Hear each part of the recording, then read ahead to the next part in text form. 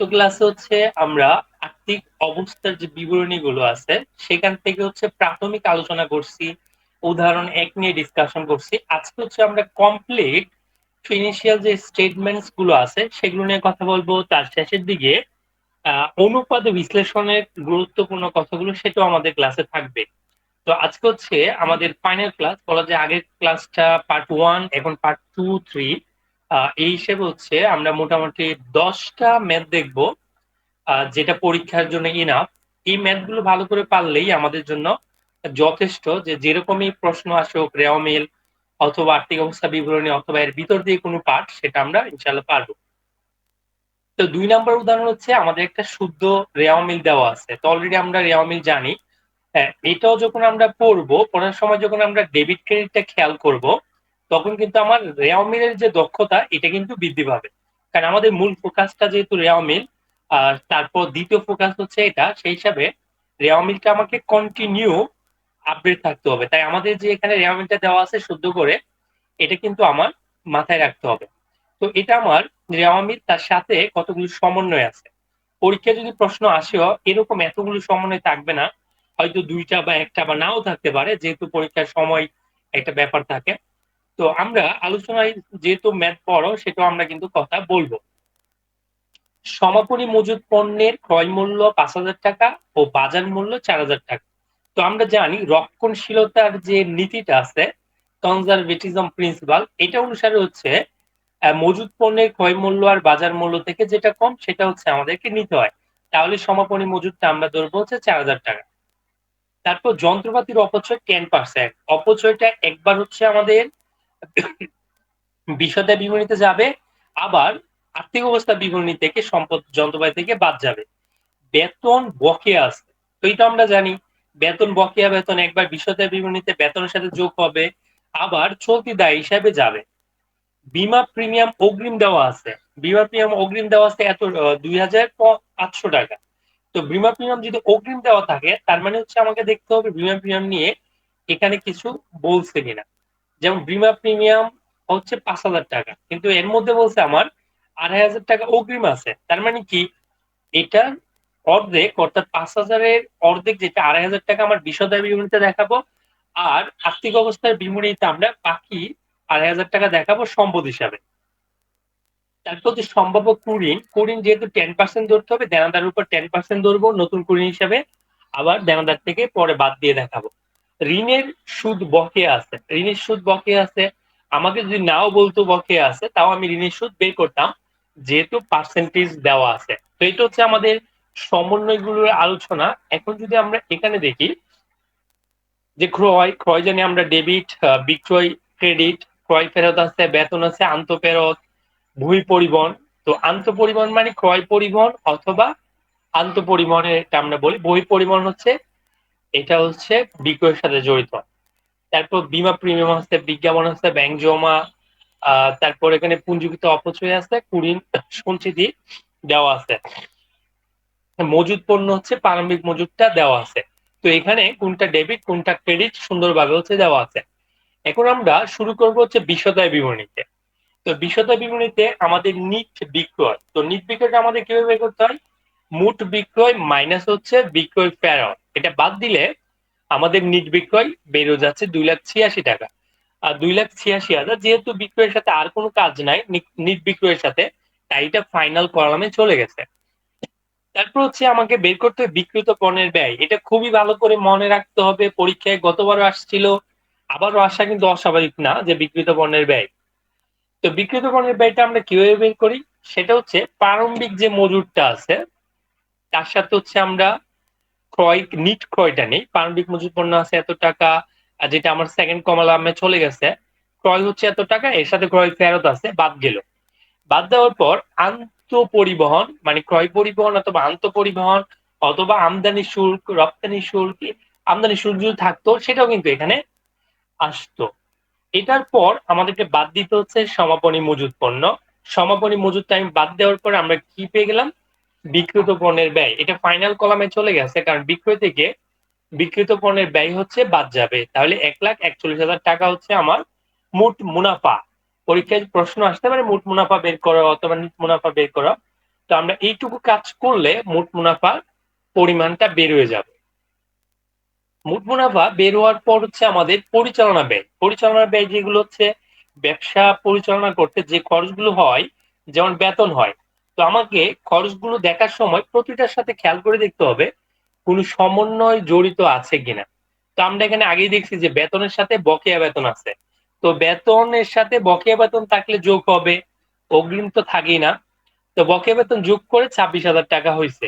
তারপর বই পরিবহনটা এখানে আসবে, যেহেতু এটা খরচ। বিজ্ঞাপন খরচ আসছে, বিজ্ঞাপন খরচের সাথে কোনো কাজ নাই, অনেক সময় বিলম্বিত বিজ্ঞাপন থাকে। তারপর হচ্ছে বীমা খরচ, বীমা খরচের 5,000 2,800 টাকা, 500 টাকা অগ্রিম আছে। তো বীমা খরচ হচ্ছে 5,000 টাকা। এটা থেকে হচ্ছে আমাদের যেটা অগ্রিম আছে, এই অগ্রিম পোর্শনটা হচ্ছে বাদ যাবে। তো বাদ গেলে আমার খরচ হচ্ছে 2,500 টাকা খরচ থাকতেছে। অপচয় আমাকে বলছিল যন্ত্রপাতির উপর অপচয় হচ্ছে 10%। যন্ত্রপাতি যেহেতু 2,80,000, এটা 10% হচ্ছে 28,000 টাকা হচ্ছে অপচয়। তারপর হচ্ছে সমাপনী, কুড়িন ও সন্দেহজনক দেনা সঞ্চিতি। আমাকে এখানে বলছিল যে 10% হচ্ছে সঞ্চিতি সম্ভাব্য কুড়িন হিসেবে ধরার জন্য। তো কুড়িন যেহেতু আমরা দেনাদার হিসেবে ধরবো, দেনাদার এখানে হচ্ছে 7,000 টাকা আছে। তো 7,000 টাকার 10% হচ্ছে 10% যত আসতেছে 700 টাকা। তারপর হচ্ছে প্রারম্ভিক কুড়িন ও সন্দেহজনক দেনা সঞ্চিতি, যেহেতু এটা হচ্ছে রেওয়া মিলে ক্রেডিট পাশে দেওয়া আছে। রেওয়া মিলটা যদি আমরা দেখি যে কুড়িন সঞ্চিতি 500 টাকা ক্রেডিট পাশে দেওয়া আছে, তাই এটা হচ্ছে নতুনটা থেকে হচ্ছে বাদ গিয়ে আমাদের দেখাইতে হবে। বাদ গেলে 200 টাকা থাকতেছে, এই 200 টাকা চলে আসছে। তো এগুলো সবগুলো খরচ আমরা যদি বাদ দেই, মানে 60,000 টাকা আসে টোটাল থেকে বাদ দিলে, তখন হচ্ছে পরিচালনা মুনাফা 81,000 টাকা। তো আমাকে খেয়াল রাখতে হবে নিট মুনাফা বলছে না পরিচালনা মুনাফা বলছে।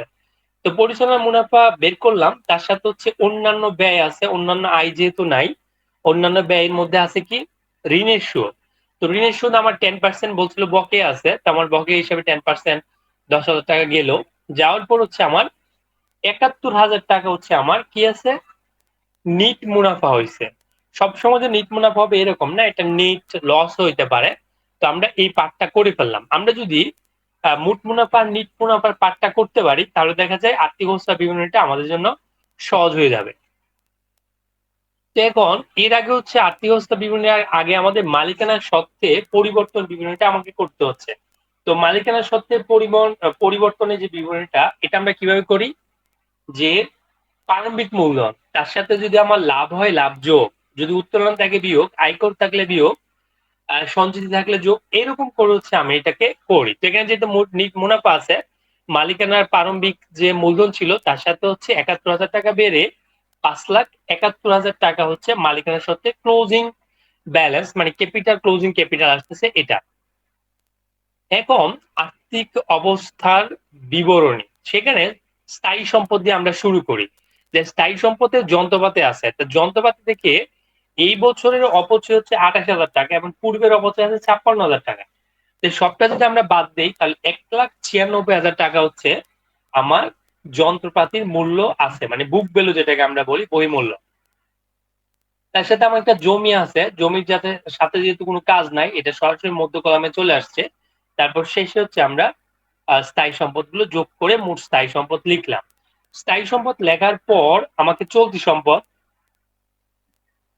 সম্পদ আছে নগদ ও ব্যাংক জমা।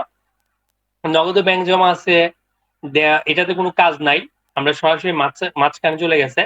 দেনাদার থেকে যেহেতু আমরা 10% সন্দেহজনক কুড়ি সঞ্চিতি ধরছি, সেটা হচ্ছে বাদ যাবে। তো বাদ গেলে 7,000 থেকে 700 টাকা বাদ গেলে 6,300 টাকা হচ্ছে নিট দেনাদারের সংখ্যা। তো এর আগে আমরা অগ্রিম প্রদত্ত বীমা পাইছি, কারণ বীমা পুরোটা খরচ হয় না, অগ্রিম রয়ে গেছিল, এটা এখানে আসছে। সমাপনী মজুত পণ্য যেটা কম ছিল সেটাই কিন্তু এখানে আসছে।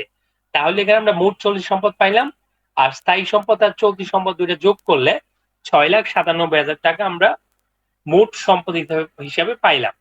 তারপর হচ্ছে এখন মালিকানা সত্ত্ব ও দায়। মালিকানা সত্ত্ব সমাপনী উদ্বৃত্ত, মালিকানা সত্ত্ব আমরা বের করছি, সমাপনী উদ্বৃত্ত 5,71,000 টাকা। তারপর হচ্ছে আমাদের দীর্ঘমেয়াদী দায়, ঋণ, ঋণের পরিমাণটা কিন্তু আমার এখানে আসছে। আর ঋণের যে বকেয়া সুদ, এটা কিন্তু আমার স্বল্প মেয়াদী দায়, যে আমার ঋণ যা যত টাকা আছে আমি দীর্ঘমেয়াদী দায় হিসেবে রেখে দিলাম, আর স্বল্পমেয়াদী দায় এসে আমার পাওনাদার আছে, ঋণের বকেয়া সুদ আছে, বকেয়া বেতন আছে। তো এই সবগুলা অর্থাৎ মালিকানা সত্ত্ব আর দায় সবগুলো যোগ করলে হচ্ছে আমাদের চলে আসতেছে হচ্ছে 6,97,000 টাকা। তাহলে মোট সম্পদ সমান মোট দায় ও মালিকানা সত্ত্ব সমান, তার মানে ম্যাথটা হচ্ছে আমার সলিউশন হইল। তো এই ম্যাথটা নিয়ে কোনো প্রশ্ন আছে?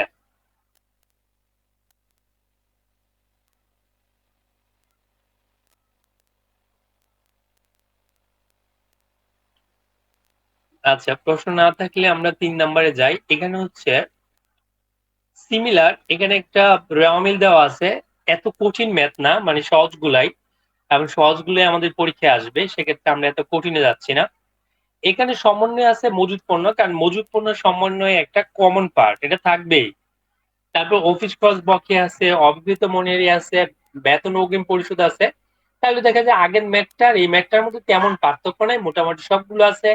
দুই একটা বাড়ছে, যেমন ব্যাংক জমাতে সুদ, বাট্টা আছে প্রদত্ত প্রাপ্ত, এই জিনিসগুলো আছে। তো আমরা যে একটু দেখি যে বিক্রয় থেকে তো আমরা বলছি বিক্রিত ফেরত বাদ যাবে, তারপর বিক্রিত পণ্যের বিক্রয় ফেরতটা বাদ দিয়ে নিট বিক্রয় আসছে।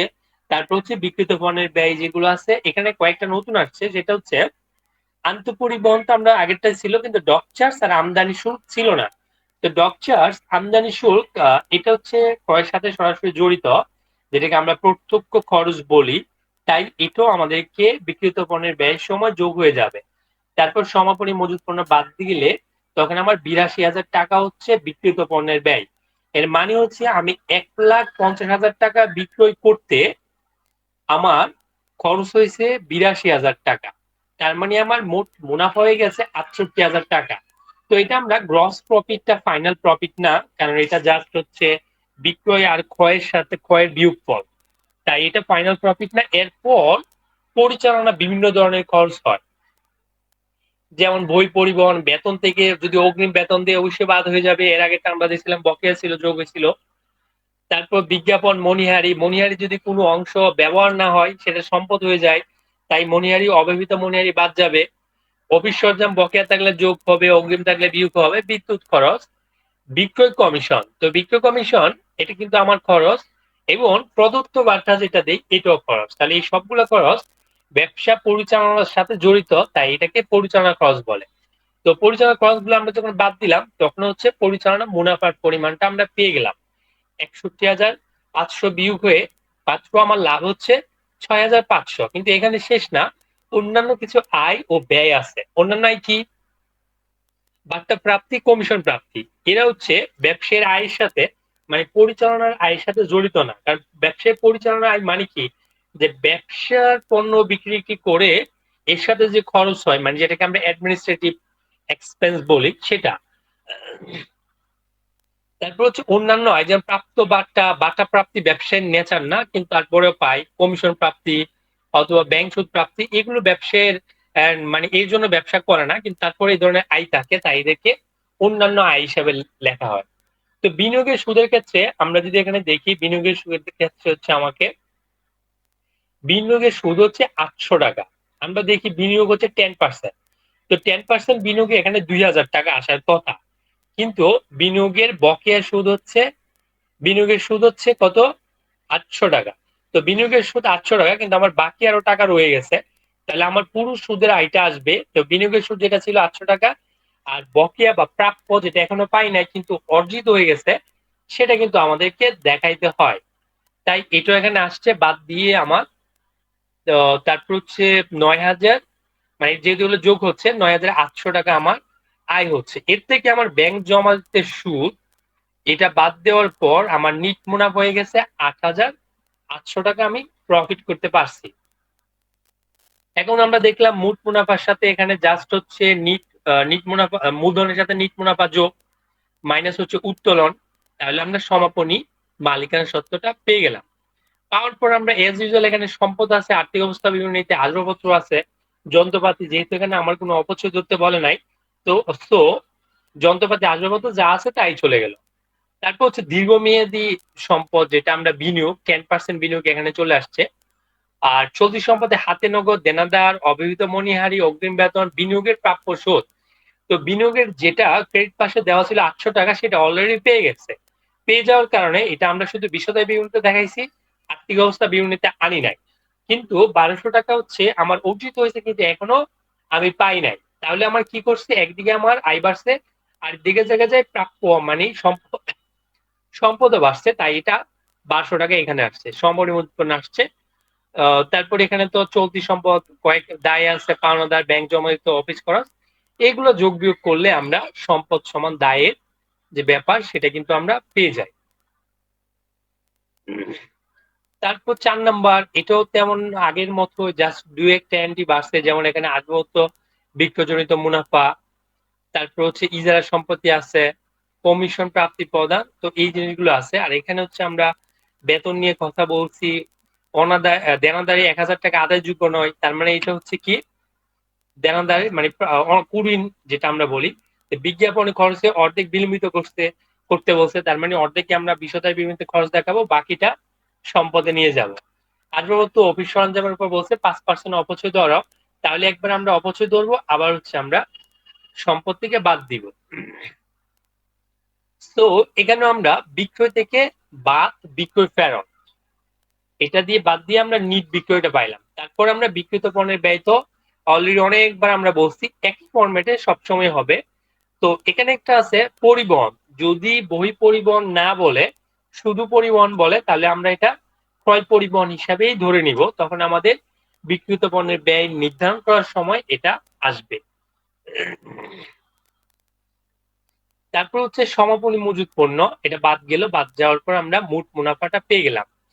তারপর হচ্ছে এখন পরিচালনা ব্যয়, এটা বিজ্ঞাপনের বলছে 50% অথবা হাফ হচ্ছে বিলম্বিত করো। তো বিজ্ঞাপন যেহেতু 7,000 টাকা ছিল, এটার অর্ধেক 3,500 টাকা, এটা আমার সম্পদ হিসাবে থাকবে, তাহলে আমার খরচ হচ্ছে 3,500 টাকা, তাই আমি 3,500 টাকা খরচে রাখলাম। বেতনের সাথে বকেয়া বেতন আছে, তার মানে আমার 12,000 টাকা মোট খরচ আছে, আবার 2,000 টাকা দায়ও আছে, যেহেতু আমি পরিশোধ করি নাই। আপ্যায়ন খরচ আছে, অলিখিত কুড়িন, অলিখিত কুড়িন যেটা হচ্ছে আমাদের রেওয়া মিলের ডেবিট পাশে একটা কুড়িন দেওয়া আছে। আচ্ছা, রেওয়া মিলের ডেবিট পাশে নাই, মানে কুড়ির সন্দেহজনক দেনা সঞ্চিতে আছে শুধু, তাহলে এখানে কিন্তু আছে দেনাদারে 1,000 টাকা আদায়যোগ্য নয়, তার মানে এটা হচ্ছে অলিখিত কুড়িন। তো আমি এখানে অলিখিত কুড়িন 1,000 টাকা লিখলাম, এটা থেকে বিয়োগ দিলাম হচ্ছে প্রারম্ভিক কুড়িন ও সন্দেহজনক দেনা সঞ্চিতি, এটা দেখা যায় বেশি 1,500 টাকা, তাহলে আমার এখানে একটা মাইনাস হয়ে যাচ্ছে, মানে উদ্বৃত্ত থাকতেছে। কমিশন যেহেতু খরচ সরাসরি চলে আসছে, ইজারা সম্পত্তির অবলোপন, তো ইজারা সম্পত্তি বলছে 5 বছরের জন্য, যেহেতু এটা 5 বছরের জন্য, তার মানে হচ্ছে 1 বছরের জন্য আমার খরচ হিসাবে চার্জ করতে হবে। তো 1 বছরের জন্য আমি চার্জ করার জন্য এটাকে 5 দিয়ে ভাগ করলে 5 6 6,000 টাকা, তাহলে 6,000 টাকা হচ্ছে আমার ইজারের সম্পত্তির অবলোপন নামে 6,000 টাকা হচ্ছে আমাকে দেখাইতে হবে। তারপর আসবাবপত্র অফিস সরঞ্জামের অপচয় দুইটা একসাথে যোগ করে আমরা 23,750 টাকা পাইলাম, তাহলে পরিচালনা মুনাফা আসছে 6,250। এর সাথে আমার অন্যান্য আয় আছে, আসবাবপত্র বিক্রয়জনিত মুনাফা, তো আসবাবপত্র বিক্রয়জনিত মুনাফা এটা আমার অন্যান্য আয়, তারপর কমিশন প্রাপ্তি, এগুলো আয় হিসাবে নিট মুনাফার পরিমাণটা আমার 7,750 টাকা আসছে। তো এটা মূলধনটা আগেরটার মতোই, এখানে এসে আমার স্থায়ী সম্পদের মধ্যে ইজারা সম্পত্তি, এটা থেকে আমার 6,000 টাকা অবলোপন, যেটা আমি বিশদের বিবরণীতে দেখাইছি, সেটা হচ্ছে আমাকে এখানে চার্জ করতে হচ্ছে। তারপর হচ্ছে আসবাবপত্র, আসবাবপত্রর যে ব্যাপারটা আছে সেটা যদি আমরা দেখি, আসবাবপত্র আর অফিস সরঞ্জাম দুইটার সাথে হচ্ছে অপচয় আছে, তাহলে এর অপচয়গুলো হচ্ছে আমাকে বাদ দিতে হবে। বাদ দিলেই দেখা যায় আমি কি করতে পারবো, এটা আমি এখানে দেখাইতে পারবো, মানে বাকিটা নেট হিসাবে দেখাবো। তারপর হচ্ছে আমরা যদি চলতি সম্পদে যাই, হাতে নগদ, ব্যাংক জমা, প্রাপ্য, এর সাথে শুধু দেনাদারটা পুরি বাদ আছে, অলিখিত 1,000 টাকা কুড়িন ছিল, এটা বাদ দিয়ে দেখাইতে হচ্ছে, তাহলে আমরা সমগ্র মুদ্রণ দেখালাম, মোট 34 পাইলাম। আর বিজ্ঞাপনকে আমরা বিলম্বিত বিজ্ঞাপন হিসাবে, যেটা হচ্ছে আমার 50% ইউজ করতে পারি নাই, মানে এটা সামনের বছর ইউজ করব, সেটাকে আমার জাস্ট হচ্ছে বিলম্বিত বিজ্ঞাপন হিসাবে দেখাইতে হচ্ছে 3,500 টাকা। মালিকানা সত্ত্ব আমরা আগের থেকে পেয়ে গেছি, তারপর এখানে জাস্ট শুধু প্রদেয় বিল আছে, পাওনাদার, বকেয়া বেতন, তাহলে আপনারা দেখতে পাচ্ছেন ঘুরে ঘুরে সেম জিনিসটাই থাকতেছে, মাত্র দুই একটা জিনিসের একটা পরিবর্তন আসতেছে। তো মানে এতটা কমপ্লেক্স কিছু না, মানে যারা একদম নন ব্যাকগ্রাউন্ড তারাও যে পারবেন এরকম না। এখানে যে 10টা ম্যাথ আছে সেটা কিন্তু করতে পারলে এটা নিয়ে আর কোনো ইস্যু থাকবে না, অ্যাকাউন্টিং এ ফুল মার্কস আশা করা যায় পাওয়া যাবে। তারপর নেক্সট যদি আমরা 5 নাম্বার দেখি, এখানেও একই ধরনের দুই একটা ডক চার্জ, বেতন সম্মানী, লিগেল চার্জ ও কুড়ির সঞ্চিতি এগুলো আসছে নতুন হিসাবে। এখন আমরা সমন্বয় দেখি যে ব্যক্তিগত প্রয়োজনে পণ্য উত্তোলন এত টাকা হিসাবভুক্ত হয়নি, তো মালিক যদি পণ্য উত্তোলন করে অথবা টাকা উত্তোলন করে তাহলে এটা কি হয়, উত্তোলনের পরিমাণটা বেড়ে যায়, কিন্তু এখানে বলছে পণ্য উত্তোলন করছে, তাই ক্ষয়ের সাথে একটা কাজ থাকবে। তারপর হচ্ছে অলিখিত আন্তঃফেরত বই ফেরত, তাহলে এটা আন্ত আমরা বলি যে ক্রয় ফেরত বা বই ফেরত, বিক্রয় ফেরত বা আন্তঃফেরত। বীমা প্রিমিয়াম 2017 সালের 30শে সেপ্টেম্বর পর্যন্ত পরিশোধিত, মানে 1 বছরের জন্য দিচ্ছে। তো বীমা প্রিমিয়াম এখানে কোথায় আছে, এই ম্যাটটা আমরা যদি দেখি যে বিবেচনাপূর্বক 2017 সালে 30শে জুন সমাপ্ত বছরে, মানে আমাকে সালটা কিন্তু ভালো করে দেখতে হবে। তার মানে এই রেওয়া মিলটা হচ্ছে 30শে জুন, তাহলে 30শে জুন হইলে আমাকে যদি বলে যে বীমা প্রিমিয়াম হচ্ছে সেপ্টেম্বর পর্যন্ত দিছে, তাহলে জুন জুলাই আগস্ট সেপ্টেম্বর, তার মানে হচ্ছে 3 মাসের অগ্রিম দিছে। অবিহিত মনিহারি 1,000 টাকা, 1 মাসের বাড়ি ভাড়া অনাদায়ী। তো এখানে বেশ কয়েকটা নতুন মানে আমরা সমন্বয় পাইলাম, তো এগুলো নিয়ে আমরা একটু কথা বলি। যে বিক্রয় ফেরত থেকে আন্তঃফেরতটা চলে গেল, নিট বিক্রয়, তারপর বিক্রিত পণ্যের ব্যয়ের ক্ষেত্রে আমরা যেটা বলছিলাম, ক্রয় থেকে হচ্ছে পণ্য ক্রয় যেটা আছে এটা বাদ যাচ্ছে, কারণ যেহেতু বলছে পণ্য উত্তোলন করছে তার পণ্যটা কিন্তু কমে গেছে, মানে কস্ট অফ গুডস সোল্ড যেটা, এটা থেকে এই অংশটা বাদ দিতে হবে, যদি বাদ না দেই তাহলে আমার খরচ বেশি দেখাবে। তারপর হচ্ছে বই ফেরত, এটা আমি বাদ দিলাম, জাহাজ ভাড়া, শুল্ক, ডক চার্জ এইগুলো হচ্ছে অ্যাড হবে, সমগ্র মজুত পণ্য বাদ যাবে। পরিচালনা ব্যয়ের ক্ষেত্রে দালান, বেতন এগুলো আমরা জানি। সাধারণ খরচ, যে অব্যবহৃত মণিহারির কথা একটা বলছিল, যে অব্যবহৃত মণিহারি 1,000 টাকা আছে, কিন্তু মণিহারি নিয়ে এখানে কিছু বলা নাই, তাহলে আমরা কি করতে পারি, ওরে বাদ তো দিতে হবে, কার থেকে বাদ দিতে পারি, তখন আমরা জেনারেল এক্সপেন্স যেটা আছে সাধারণ খরচ থেকে বাদ দিতে পারি, মানে কোনো একটা খরচ যেটা রেলেভেন্ট তার থেকে হচ্ছে বাদ দিতে হবে। বিমা প্রিমিয়াম যেটা আমরা বলছিলাম যে এটা 3 মাসে অগ্রিম রয়ে গেছে, আমরা যদি এটাকে 12 মাসে যদি আমরা চিন্তা করি 125 টাকা করে হয়তো আসবে, তাহলে 3 দিয়ে গুণ দিয়ে যত টাকা, এটা অগ্রিম হিসাবে 3,375,000 টাকা বাদ যাচ্ছে।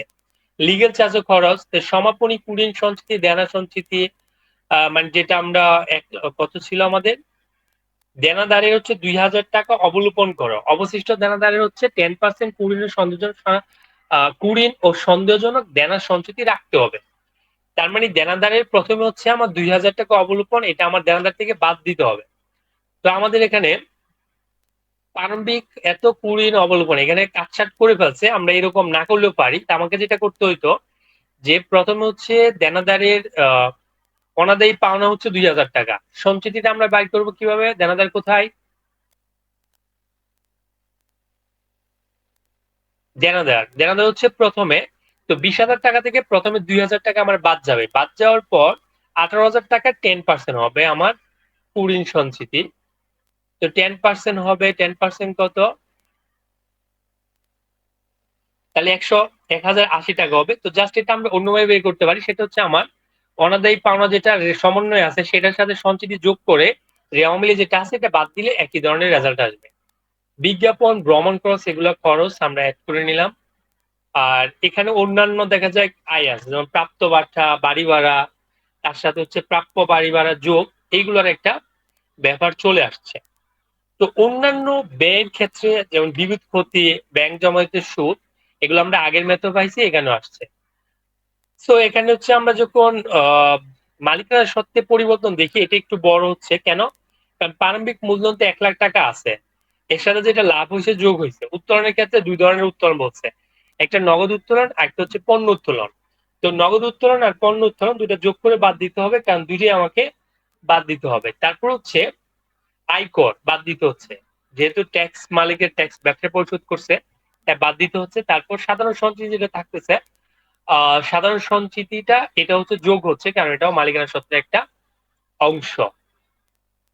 তারপর হচ্ছে এখানে সম্পদের ক্ষেত্রে দালান কোটা শুধু আছে, স্থায়ী সম্পদ, চলতি সম্পদের ক্ষেত্রে হাতে নগদ আছে, দেনাদারের ক্ষেত্রে হচ্ছে, দেনাদারের ক্ষেত্রে বেশ কয়েকটা কাজ হচ্ছে, যে প্রথমত হচ্ছে আন্তঃফেরত। আন্তঃফেরতটা কেন? কারণ ওখানে বলছিল সমন্বয়ে যে বিক্রয় ফেরত আর ক্রয় ফেরত যেটা আছে এটা হিসাবভুক্ত হয় নাই। তো হিসাবভুক্ত হয় নাই মানে এখন আমাকে হিসাবভুক্ত করতে হবে, করার জন্য দেনাদার থেকে বাদ যাচ্ছে। যদি হিসাবভুক্ত হইতো তখন কিন্তু আর দেনাদার থেকে বাদ যাইতো না। তাই এটা দেনাদার থেকে প্রথমে আন্তঃফেরতটা বাদ গেছে। তারপর হচ্ছে অলিখিত কুড়িন যেটা আছে এটা, তো এর আগে আমাদের একটা মিসআন্ডারস্ট্যান্ডিং হয়েছে, যেটা হচ্ছে দেনাদারের ক্ষেত্রে কুড়িন বাদ তো দিবই, আবার দেখা যায় আন্তঃফেরতটাও বাদ দিতে হয়। বাদ দেওয়ার পর বাকি যে অ্যামাউন্টটা 14,000 টাকা, এটার উপর হচ্ছে আমাকে 10% ধরতে হবে, 1400 টাকা। তো দেনাদারের সাথে যা যা বাদ দেওয়ার দরকার হয় সবগুলো বাদ দেওয়ার পর সঞ্চিতির পার্সেন্টেজটা হচ্ছে অ্যাপ্লাই করতে হবে। তারপর হচ্ছে প্রাপ্য বাড়ি ভাড়া। প্রাপ্য বাড়ি ভাড়া যেটা এখনো পাই না, বীমা প্রিমিয়াম, অগ্রিম, অবিবাহিত মনিয়ারি, সমাপনী মজুতপণ্য, এগুলো বরাবরই সব মেতেই থাকে। তারপর হচ্ছে সমাপনী মালিকানা সত্ত্বে আমরা নিয়ে আসলাম চলতি পাওনাদার। ওখানে যেহেতু বহি ফেরত অলিখিত ছিল, মানে আগে হিসাবভুক্ত করে নাই, তার মানে এখন করলে পাওনাদারের পরিমাণটা কমে যাবে, তাই এখানে পাওনাদারকে আমরা বিয়োগ করে দিছি। তারপর হচ্ছে ব্যাংক জমা অতিরিক্ত, এটাও চলতি দায়। এটা করার পর দেখা যায় আমার জিনিসটা মিলে যাচ্ছে।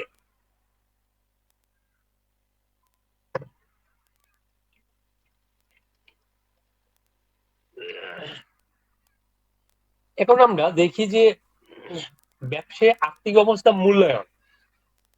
আর্থিক অবস্থা যদি আমরা মূল্যায়ন করতে চাই, বেশ কিছু রেশিও অ্যানালাইসিস বা অনুপাত বিশ্লেষণেরটা আমাদের দরকার হয়।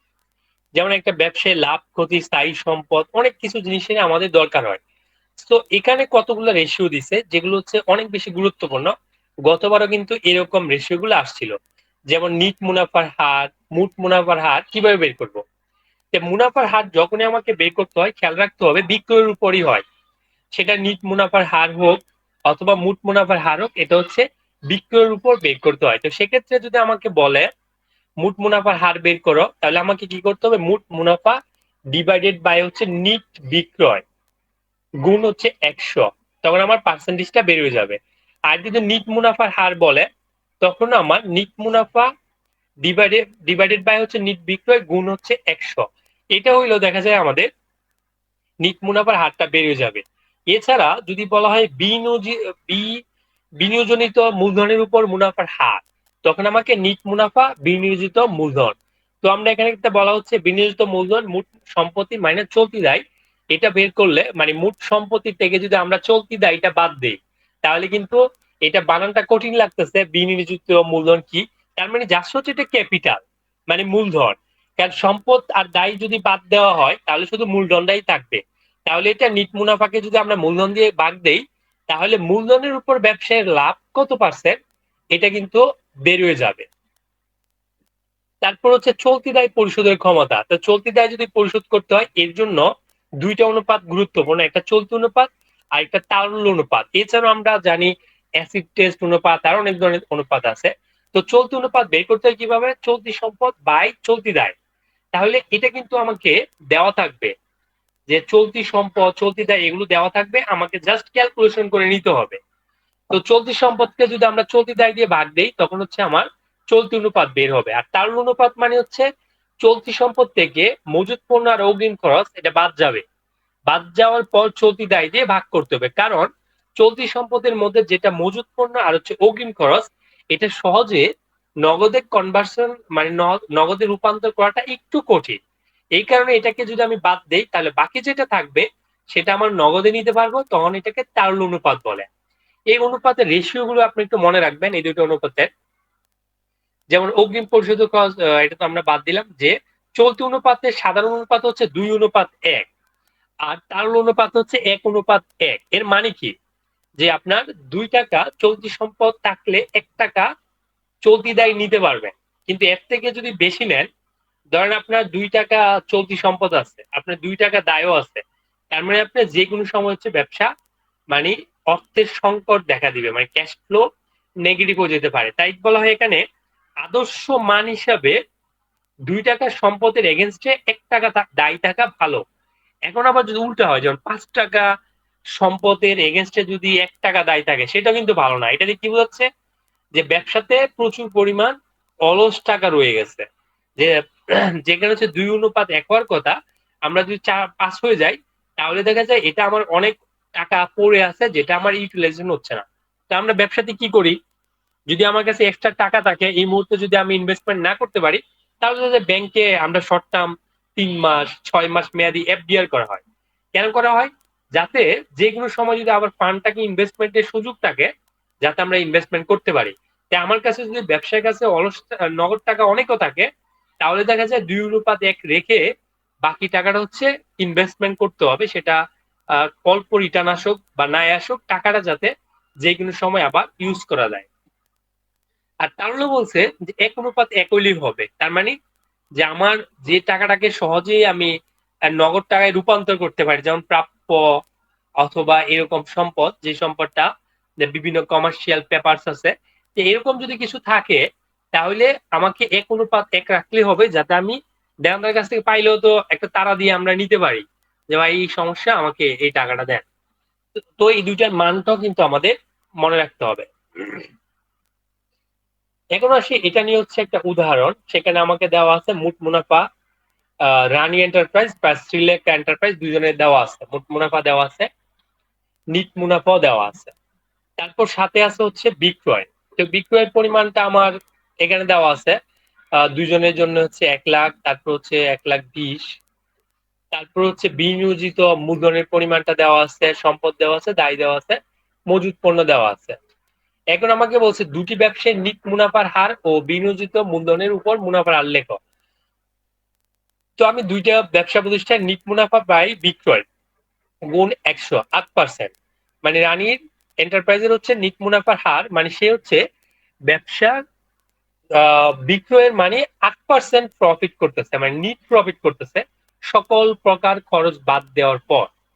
আর শ্রীলেখা এন্টারপ্রাইজ 5% করতেছে। এখন যদি দুইটার মধ্যে কম্পেয়ার করতে বলে, তাহলে দেখা যায় কার অবস্থান ভালো, রানী এন্টারপ্রাইজের অবস্থা ভালো, কারণ সে তুলনামূলক বেশি প্রফিট করতেছে। তারপর নিট বিনিয়োজিত মূলধনের উপর মুনাফার হার, নিট মুনাফা বাই হচ্ছে বিনিয়োজিত মূলধন 100। তাহলে এটা যখন আমরা বের করলাম, দেখলাম যে রানী এন্টারপ্রাইজের মুনাফার উপর তার প্রফিট পার্সেন্ট হচ্ছে 13.3%, আর শ্রীলেখার হচ্ছে 7.5%। তো এখানেও দেখা যায় রানী এন্টারপ্রাইজ ভালো, কারণ সে যে মূলধনটা নিচ্ছে এই মূলধনের উপর 13.3% রিটার্ন দিচ্ছে। আর রানী শ্রীলেখা এন্টারপ্রাইজ তার মূলধনের ক্ষেত্রে মাত্র 7.5% রিটার্ন দিচ্ছে। তারপর যদি আমরা চলতি দায় পরিশোধের অনুপাত বের করি, যে চলতি অনুপাত, চলতি সম্পদ বাই হচ্ছে চলতি দায়। তো আমরা ওখান থেকে কিন্তু চলতি সম্পদ গুলো 9,000 টাকা আছে, যে চলতি সম্পদ কিন্তু দেওয়া আছে 9,000 টাকা। 9,000 টাকাকে যদি আমরা চলতি দায় 5,000 টাকা বাদ দেই, তাহলে হচ্ছে 1.8 অনুপাত হচ্ছে 1। তো এটাও খারাপ না, ঠিক আছে। শ্রীলেখারও আছে 1.67 থেকে 1, তাহলে ওইটাও খারাপ না, মোটামুটি ভালো আছে। তার অনুপাতটা যদি দেখি, যে চলতি সম্পদ থেকে মজুত পণ্য আর অগ্রিম খরচ বাদ দিই, তারপর চলতি দায় দিয়ে যদি বাদ দিই, তাহলে ওর দেখা যায় 1.6 আছে। তার মানে ওর চলতি সম্পত্তির অনুপাতটা অনেক বেশি, মানে তার ব্যবসা তারল্য সংকট নাই। আর পরটাও দেখা যায় এটাও ভালো, যেহেতু উপরে গেছে, তার মানে দেখা যায় দুজনের মোটামুটি ব্যবসায় সাস্টেনেবিলিটি, মানে ক্যাশ ফ্লোর অবস্থাটা তুলনামূলক ভালো। এখন আমরা গতে যদি অ্যানালাইসিস করার কথা বলছে, যে কোনটার কি অবস্থা, যে আমরা যেটা অলরেডি বলে ফেলছি যে রানী এন্টারপ্রাইজের আর্থিক অবস্থা শ্রীলেখা এন্টারপ্রাইজের চেয়ে ভালো। রানী মুনাফার হার হচ্ছে 8% ও 13.3%, শ্রীলেখার এত, রানী তাল্য চলতি এটাও ভালো। তার মানে সবগুলো কোথায় দেখা যায় রানীকেই সেটা ভালো হিসেবে দিচ্ছে। তো আমাদের জাস্ট এই ম্যাথ গুলো যথেষ্ট পরীক্ষার জন্য, মানে আপনারা যারা একদমই নন ব্যাকগ্রাউন্ড হন অথবা ব্যাকগ্রাউন্ড হন, এই ম্যাথ গুলো করে যাবেন পরীক্ষার জন্য। এমন ফরম্যাটটাকে স্টেপ বাই স্টেপ মনে রাখবেন, কারণ আপনাকে বড় ম্যাথ দেওয়ার সম্ভাবনা কম, ছোট্ট ভিতর থেকে একটা পার্ট তুলে দিবে, এই পার্টটা করো, যে এত টাকা ওপেনিং ব্যালেন্স ক্যাপিটাল দেওয়া আছে আর এইগুলো দেওয়া আছে, আপনি ক্লোজিং ক্যাপিটালটা কত বের করেন। আপনাকে বের করতে হতে পারে যে এই কিছু তথ্য দেওয়া আছে, যে স্থায়ী সম্পদের পরিমাণটা কত। তারপর বলতে পারে দেখা যায় আহ মালিকানা সত্ত্বে পরিবর্তনটা করো, চলতি সম্পদের পরিমাণ কত। তারপর এরকম 4-5টা অনুপাত দিতে পারে, তারপর বিক্রিত পণ্যের ব্যয় কত দিতে পারে, তারপর হচ্ছে মোট মুনাফা বের করে দিতে পারে, মোট মুনাফা এত টাকা ধরে নিট মুনাফা বের করো এরকম দিতে পারে। এগুলো করতে কিন্তু ক্যালকুলেটর লাগবে না, কারণ রাউন্ড ফিগার যদি দেয় এমনি কিন্তু করা যাবে, এবং যেহেতু অনেক বড় ম্যাথ থাকবে না, তাই আপনারা ভিতরে মানে পার্ট বাই পার্ট হচ্ছে পড়ে যাবে, কারণ পুরো ম্যাথটা আপনাকে দিবে না। পুরো ম্যাথটা করার জন্য এত সময় প্লাস ঝামেলা হয়ে যাবে, তো আপনাকে কিন্তু ভিতর থেকে দিবে। সো আমাদের যদি রেওয়ামি প্লাস হচ্ছে আর্থিক অবস্থা বিবরণী প্লাস এখানে যে কটা রেশিও অ্যানালাইসিস দেখাইছি, এই জিনিসগুলো যদি হয় তাহলে অ্যাকাউন্টিং এর পার্টটাতে একটা ভালো মার্কস ক্যারি করতে পারবেন, আর এটা আপনার অনেক বেশি উপকারে আসবে। কারণ এখান থেকে যদি 15 20 মার্কসও আসে, এই 20 মার্কস থেকে যদি আপনি ভালো একটা মার্কস তুলতে পারেন, তাহলে এবার বোঝাই যায় যে আসলে কতটাই আপনি এগিয়ে থাকবেন। এখন আপনাদের প্রশ্নের পালা, প্রশ্ন করেন, যেহেতু অ্যাকাউন্টিং ক্লাস এখানে আমরা শেষ, এগুলো আমাদের পাঠে থাকবে। তো আপনাদের যার অ্যাকাউন্টিং নিয়ে প্রশ্ন আছে সেটা, তারপর অন্যান্য প্রশ্ন থাকলে আমরা ওই প্রশ্নগুলো নিব।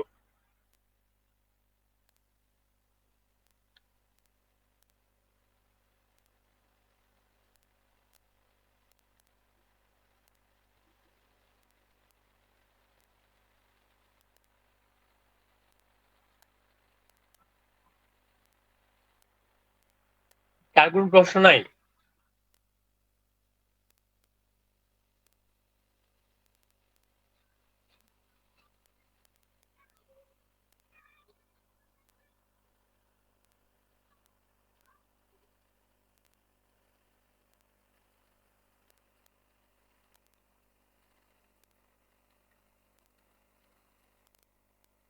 আচ্ছা, অ্যাকাউন্টিং এর যদি প্রশ্ন না থাকে তাহলে অ্যাকাউন্টিংটা এখানে শেষ। এখন কথা হচ্ছে, গ্রুপে একজন একটা প্রশ্ন করছিল, উনি কি আছে? যে একটা জিনিস বুঝতে পারছিল না। জি জি স্যার, আছি স্যার। হ্যাঁ, এবার বলেন তো আপনি ওটা কি বুঝতেছিলেন না। স্যার এখানে কর রেয়ারটা বের করার জন্য বলছে যে ওটা, মানে আমি কর রেয়ারটা বুঝতে মানে বের করতে পারতেছি, বাট এটা মানে যদি আমি ইয়া সহ দিত, ট্যাক্সেবল সহ দিত, তাহলে কর রেয়ারটা আবার কেমন হইতো, এটা নিয়ে একটু কনফিউশনে আছি স্যার। এটা এত মানে কনফিউশনের ম্যাথ না, এটাই তো প্রশ্ন না? জি স্যার, এটাই। আচ্ছা, এবার আমরা একটু দেখি এটার কি অবস্থা।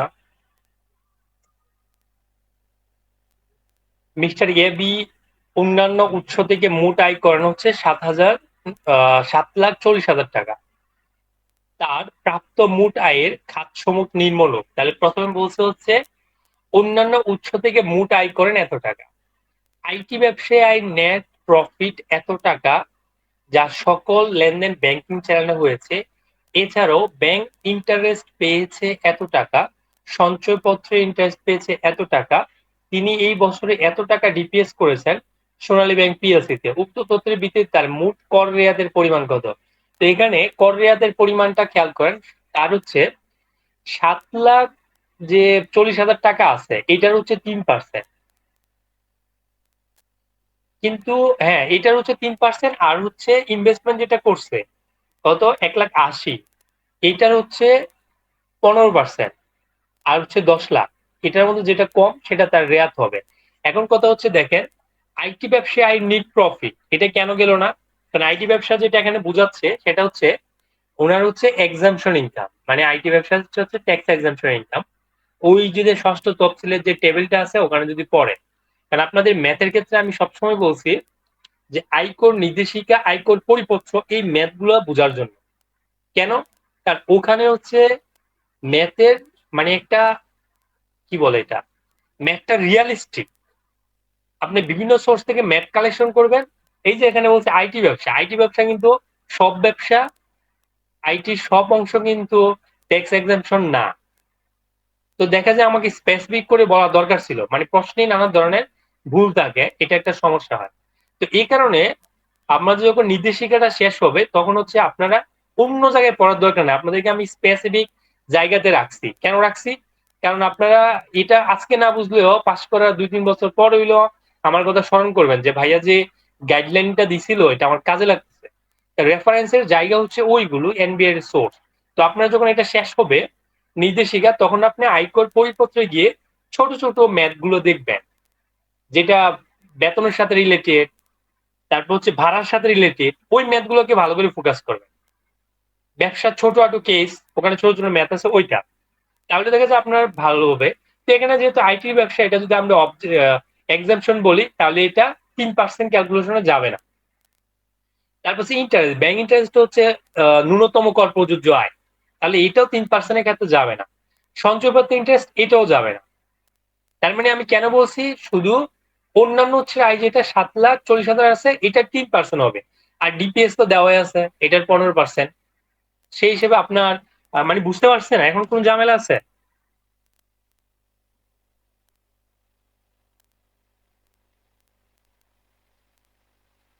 শুনতে পাচ্ছেন? জি স্যার, শোনা যাচ্ছে স্যার। হ্যাঁ, বুঝতে পারছেন আপনি? জি স্যার, বুঝতে পারছি স্যার। ওকে, এখন অন্যান্য ট্যাক্সের ব্যাপারে প্রশ্নগুলো করতে পারেন, যেহেতু আজকে আমাদের প্রশ্ন করতে পারেন। আমরা তো অবশ্যই রিভিউ ক্লাসটা ইনশাল্লাহ আছেই, যত ধরনের প্রশ্ন থাকে এগুলো নোট ডাউন করে রাখবেন, যাতে রিভিউ ক্লাসে ইনশাল্লাহ আমরা সলভ করতে পারি। এটা এটা কি ষষ্ঠ তফসিলের ওই অংশ 3-এই আছে না?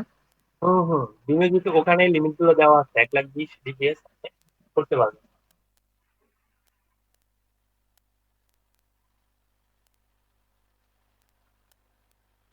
ওকে, যদি প্রশ্ন না থাকে আপনার প্রিপারেশন নিতে থাকেন।